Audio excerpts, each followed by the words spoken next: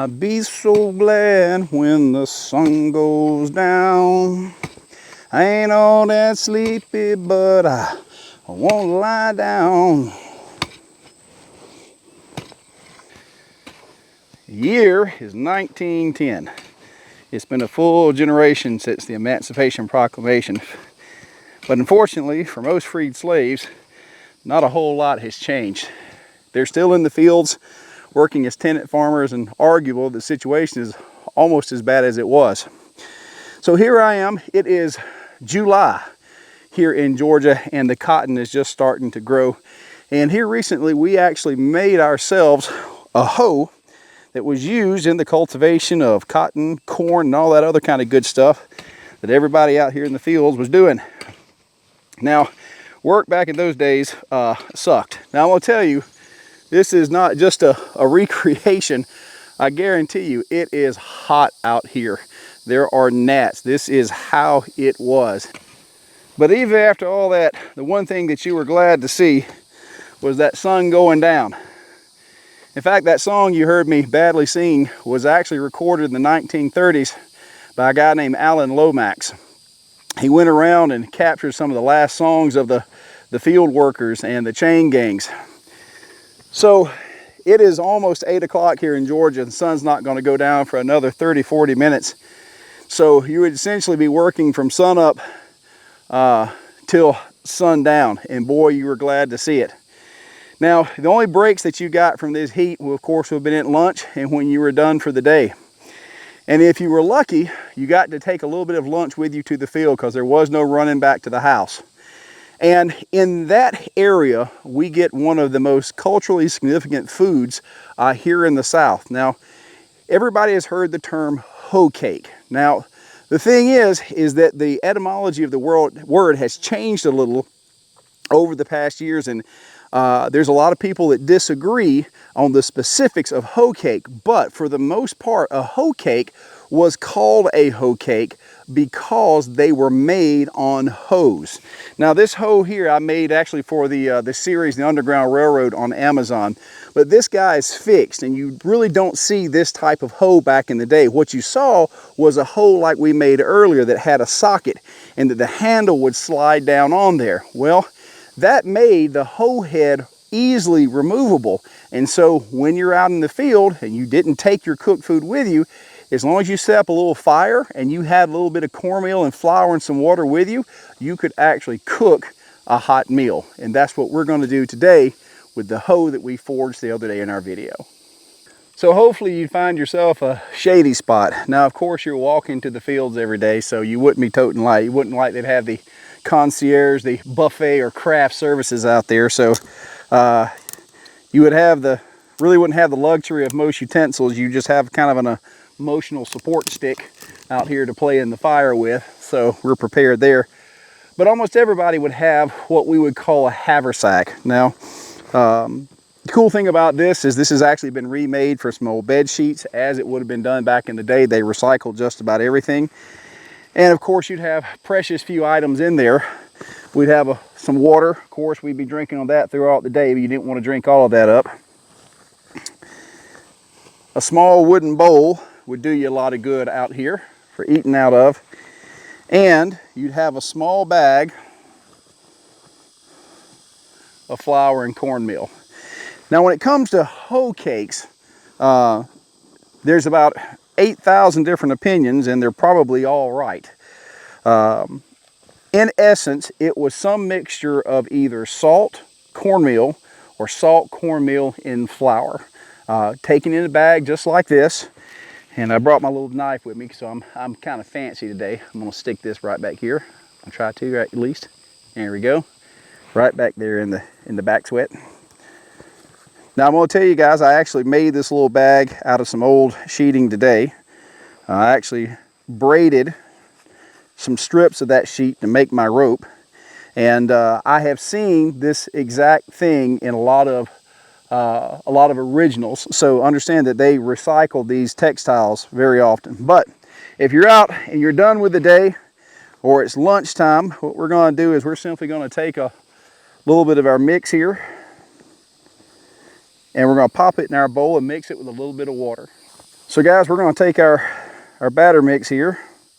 We're going to put a little bit in our bowl, just like that.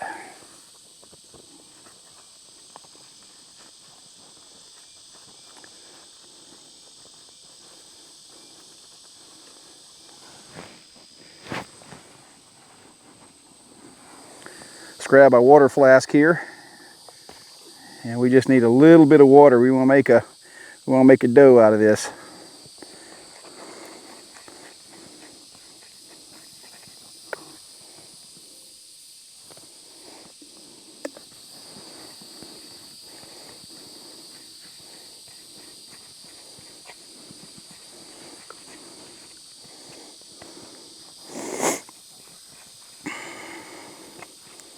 Okay. Now, when I was a kid, the lady that raised me, Irma Lee Goodman, now she was the daughter of sharecroppers, and one of the cornbreads that she made, but we referred to that as pone bread, which again has its own problems, but it was basically just a patty of cornmeal that was baked. Hoe cakes in general are usually flipped over. So what I'm going to do here, I'm going to take this bad boy again, and I'm going to flatten this out to a relatively thin cake.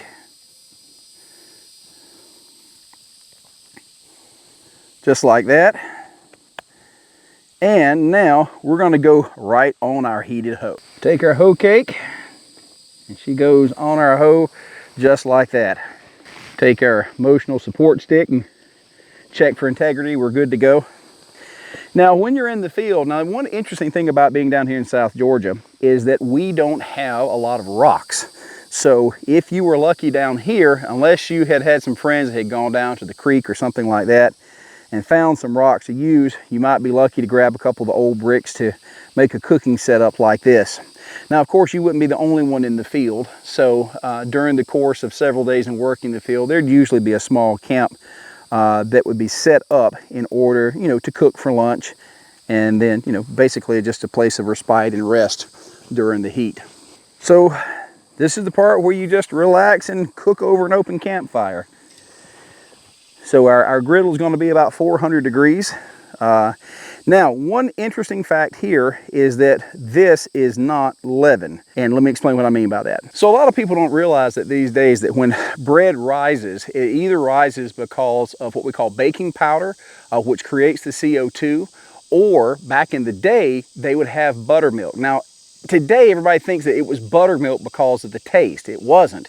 It was because the only way that you got it to rise without yeast is that if you had baking soda, which was kind of a high-end, thing to have back in the day, the way you got it to react to make bubbles to raise the bread was you had to mix it with an acid, and that's what buttermilk was. So when you see all these recipes for buttermilk pancakes and everything else, it's not because of the taste. It was originally because to get it to actually rise and be fluffy. This bad boy right here, this is like lead belly guts. You're going to eat this, it's going to go straight into your stomach. There's going to be no fluffiness, no rise, no kindness. This is the hardcore stuff. So let's take our knife here and check this out. Look at there we go.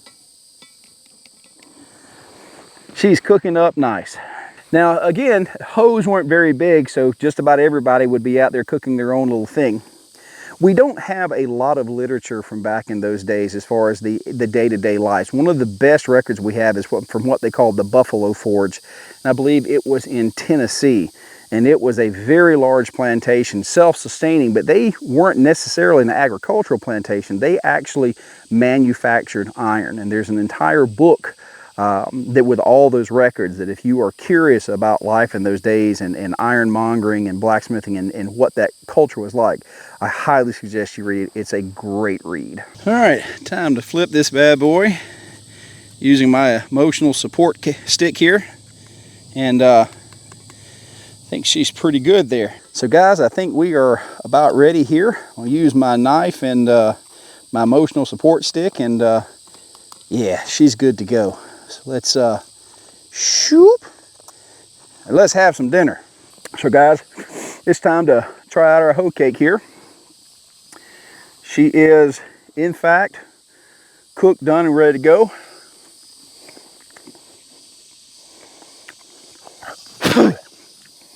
I'm lying, it's actually really good. Fooled you there for a minute, didn't I?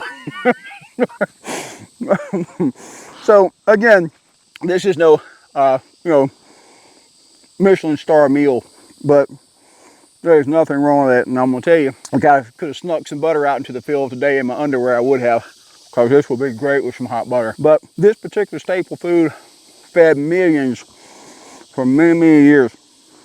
But this is why they call it a hoe cake. A fine meal for being out in the field. So folks, man, I hope you have enjoyed these videos. I hope you've enjoyed it as much as I have, filming these things and getting to come out here and do cool field trips again. This is pretty awesome. Now the great thing is, of course, if you enjoy these videos, come support us over at Patreon, because, and I'll tell you the bank's reason, if you guys could see what I see right now, because my camera person is behind that camera doing interpretive dance trying to fight all these gnats, you would understand how much work and effort we put into these videos, how many gnats we fight and how many cotton fields we endure. But we hope you have enjoyed these videos. Thank you to our Patreons who make all these videos possible. Guys, take care, and I will see you next time.